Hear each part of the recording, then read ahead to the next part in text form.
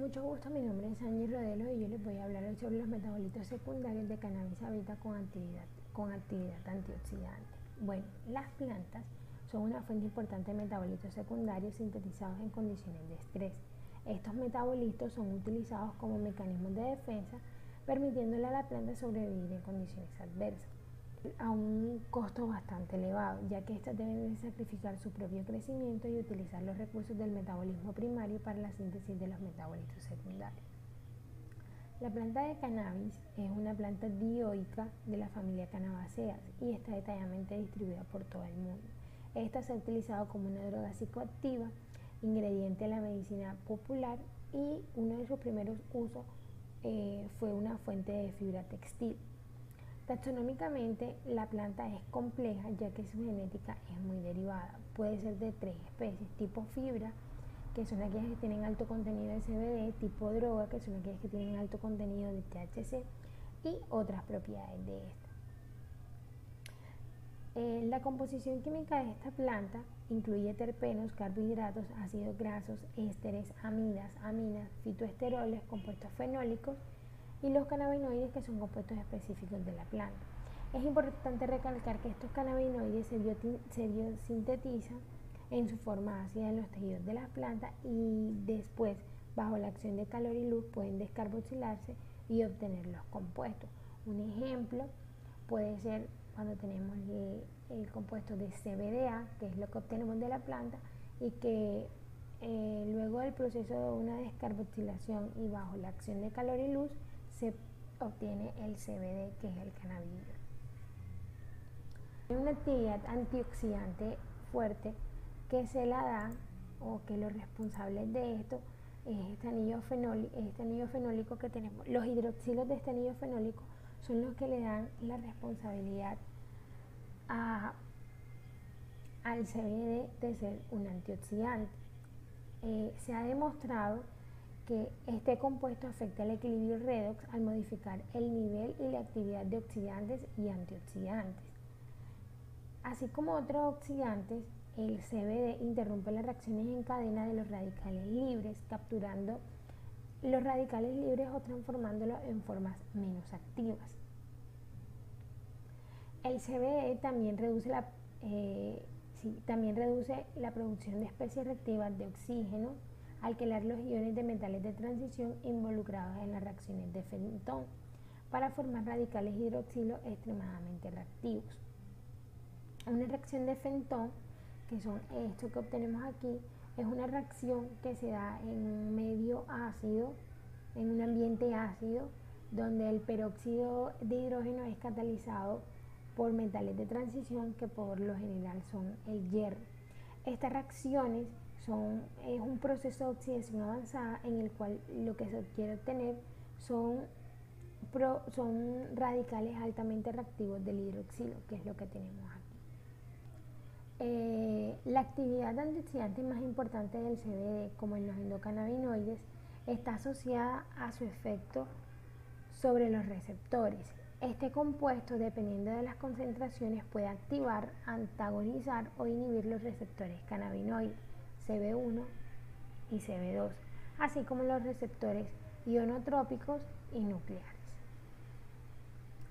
Bueno, en esta exposición voy a tratar de explicar la biosíntesis del cannabidiol y algunos de los mecanismos enzimáticos que se dan para la producción del mismo. Entonces, en esta imagen, a manera de información, es presentarle la mayoría de los cannabinoides presentes en la planta de cannabis.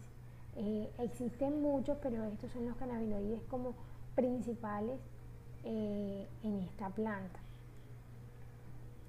Ok, bueno, en esta diapositiva lo que les quiero mostrar es que los cannabinoides, o el cannabidiol, o la biosíntesis de cannabidiol, pertenece a los metabolitos de biosíntesis secundarios, o sea, la producción de ellos, ya ellos son metabolitos secundarios, y los puntos de conexión del metabolito primario con el metabolito secundario lo van a dar el piruvato y la manolil-CoA. Desde mi perspectiva y lo que encontré en la literatura.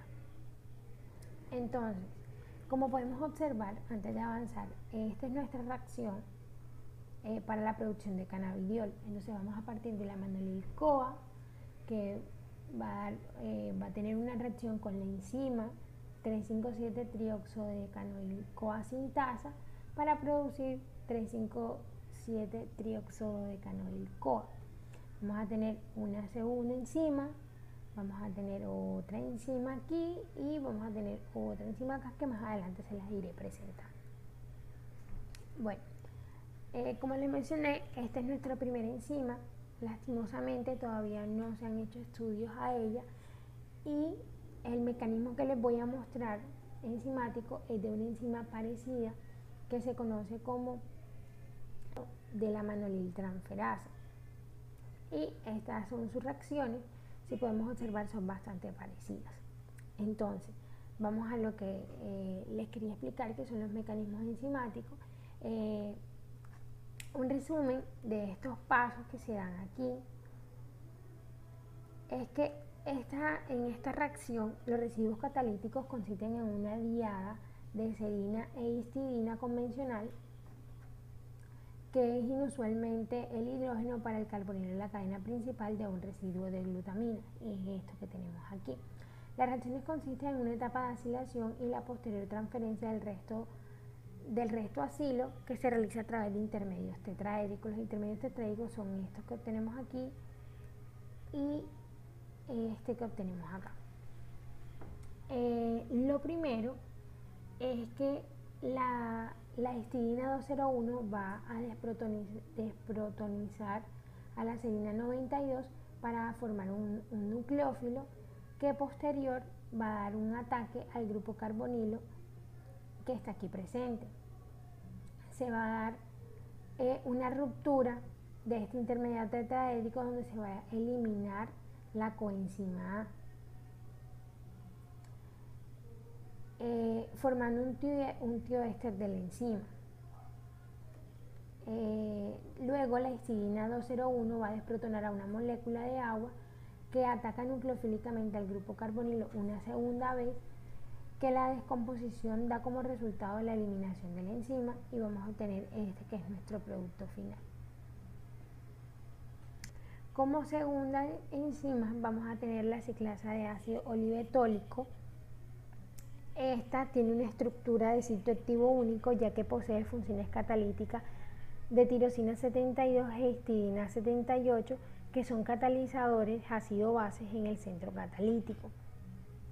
De acuerdo a lo investigado, esta enzima no tiene, todavía en la base de datos no aparece su mecanismo enzimático, sino que este mecanismo que ustedes pueden observar aquí es un mecanismo que ha sido propuesto para la producción del ácido olivetólico. Entonces, cuando se activa la pentanil tetrabetacetida-CoA, que viene siendo esta que tenemos aquí, en el centro del sitio activo, como primer paso vamos a tener que la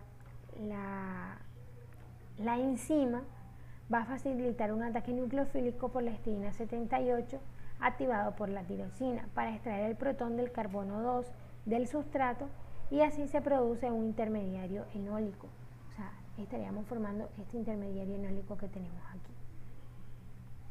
Luego se produce un ataque del intermediario enólico sobre el carbonilo 7 y se va a dar la formación de, se da por tautomerización cetoenol. Luego, en el paso C, vamos a ver que se va a dar la extracción secuencial de protones de la histidina 78 protonada por el oxígeno del carbono 7, que va a dar el paso a la ciclación del aldol C2C7, o sea que es la formación de este enlace que tenemos aquí. Y por último, la enzima va a liberar el producto ciclado ligado a la coenzima A, que es aromatizada, y se procede a la ruptura del enlace coenzima A para formar el ácido olivetólico, que estos serían los últimos pasos. Esta figura que tenemos aquí es una interacción de la enzima de la cannabis sativa unida con el ácido olivetólico. Nuestra tercera enzima se conoce como geraniltransferasa del ácido olivólico. Esta enzima, al igual que las anteriores, no tiene un mecanismo enzimático específico. Entonces nosotros conseguimos, o yo intenté buscar una enzima que se pareciera mucho a ella y encontré la geraniltransferasa, que esta es su reacción. Entonces explicaré el mecanismo de esta enzima o de esta reacción, ya que la nuestra no la tenemos. Entonces, el mecanismo empieza cuando, bueno, es importante que es un mecanismo corto, ya que esta enzima va a sufrir, o el sustrato va a sufrir una heterólisis, y luego el producto del difosfato va a permanecer asociado al sitio activo, y el carbocatión que se deslocaliza sobre los tres átomos de carbono terminal del intermedio, iríamos en este paso de aquí, en este paso de aquí, que es donde obtenemos nuestro carbocatión de los tres últimos carbonos terminales, como observamos aquí,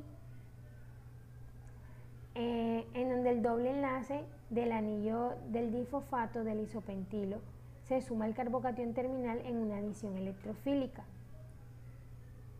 El difosfato formado en la heterólisis inicial desprotoniza el carbono adyacente al carbocatión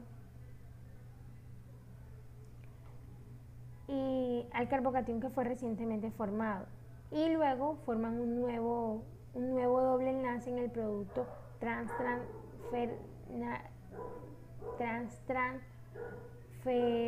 farnesil difosfato, y obtenemos este, que es nuestro producto final.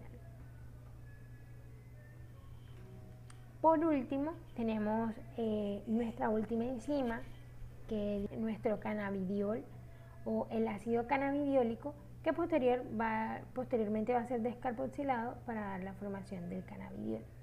Entonces, igual que las enzimas anteriores, no hay un mecanismo fijo de esta enzima.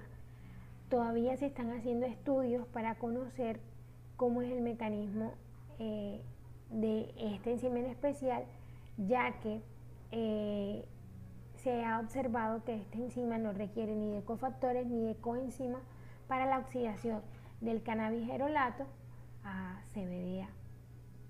Entonces, el mecanismo que se ha propuesto debido a varios estudios que se han realizado con respecto a esta enzima es que va a empezar con una transferencia de un ion hidruro de la posición dialílica del cannabigerolato a la posición N5 del anillo isoaloxacina del FAT. El paso siguiente es que la CBDasa va a extraer un protón del grupo metilo terminal del cannabigerolato, y por último se va a dar el cierre del anillo estereoselectivo para formar el CBDA. Y todo esto va a tener lugar en el sitio activo.